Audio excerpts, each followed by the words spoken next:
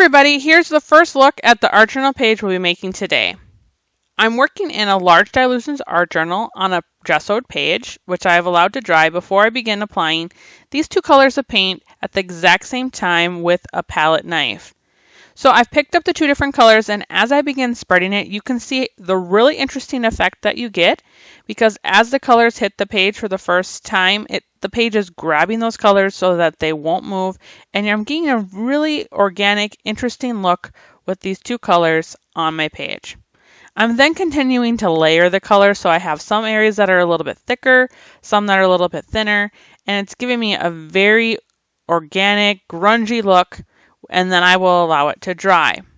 After the paint's dry, I'm grabbing a Dylusion stencil and a white Posca paint pen, and I'm tracing just a few sections of this stencil. I'm going to use these few brackets as the area for applying my quote, but I wanted to know where those were so that as I'm layering more things on my page, I'm protecting this section of where the quote will go. The names of all the products and the colors that I'm using in this video are listed in the description below, so check that out for more information. Now that I know where my quote's going, I can begin applying some more colors.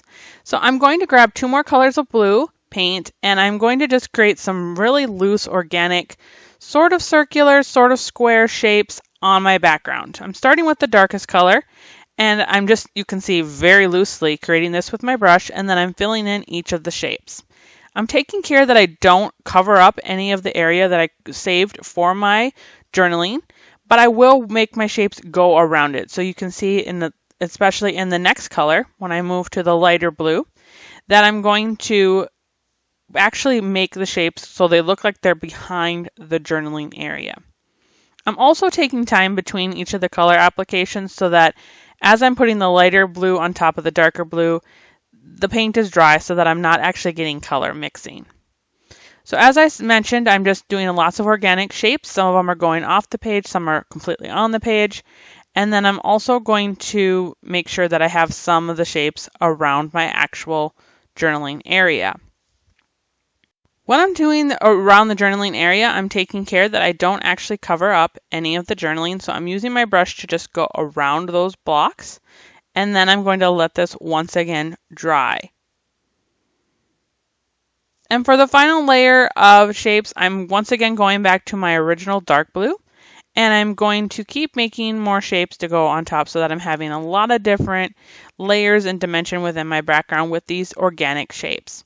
I'm also once again making sure that I have a few of them going around my journaling area so that that's incorporated into the page. And I'm making sure it goes around it. So it actually looks like the journaling, even though I did it first, those boxes are going to come like they're on the very top of the layers and pop from the background. I'm also taking care to have some of these shapes overlapping shapes that I made previously. So you can see there's dark blue, light blue, dark blue, and I'm really playing with the different dimensions in this background to create lots of interest. And then I'm going to let it dry. Now it's time to start doodling. So after all the paint's dry, I've grabbed a black Posca paint pen, and I'm going to just draw some very loose organic flower shapes all over the background of my page. And then I'm going to use a Dylusions raindrop stencil to start adding some more doodle marks to my background. I'm using a darker blue color of Posca paint pen to trace out several of the raindrops within the stencil. So I'm not doing every single drop on the stencil. I'm just kind of picking and choosing where I think it would be interesting to have a raindrop falling, and then I'm tracing that with the Posca paint pen. After I feel like I have enough of this in every single section, I'm going to lift the stencil, and then I'm also going to color in a few of them. So I'm going to have some raindrop outlines and also some filled in solid raindrops. And I'm going to do this over the entire background with this same dark blue Posca paint pen. Then after that's dry, I'm going back in with the exact same stencil and another color of Posca's, and I'm going to do the exact same thing. So just picking and choosing where I want these raindrops to be. Some of them may overlap raindrops I've already done, and then I'm going to color in a few of them as I feel like it looks, wherever I think it needs some more solid color. Now, you could do this by coloring in every single raindrop. You could have them only outlined. And you could do just 3 or 4. You could also just do this, by hand. I like to use a stencil when I'm doing this kind of thing because it helps me with spacing. And now I've actually switched to the third color Posca paint pen, and this will be the final color. And I'm once again just picking and choosing where I want some raindrops, and then I will color them in. I'm also taking care that a few of the raindrops do overlap ones that I've already done so that I have a very, natural looking rain fall sort of look.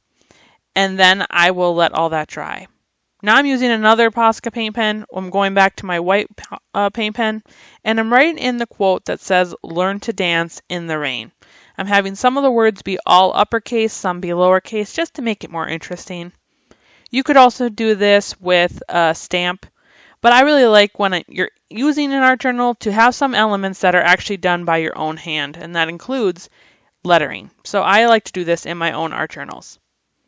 The finishing touch to this page is adding some raindrops with a dark blue color of liquid pearls.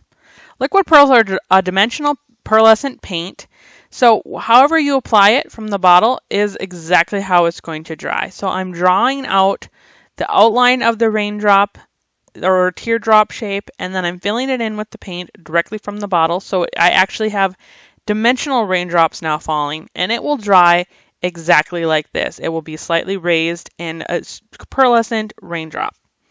Because of the thickness of the paint, it does take some time to dry. So I always like to do this last so that I can just set this journal aside and let it dry overnight, and those dimensional raindrops will be like that forever. Thank you so much for watching. I hope you were inspired and got ideas to use in your own art journals. I'd love to see what you're making, so take a picture of your projects and post them on social media with hashtag ArtJournalJunction. If you enjoyed this video, please give us a thumbs up and also hit that subscribe button to let YouTube know you want to see more mixed media and art journaling videos in the future.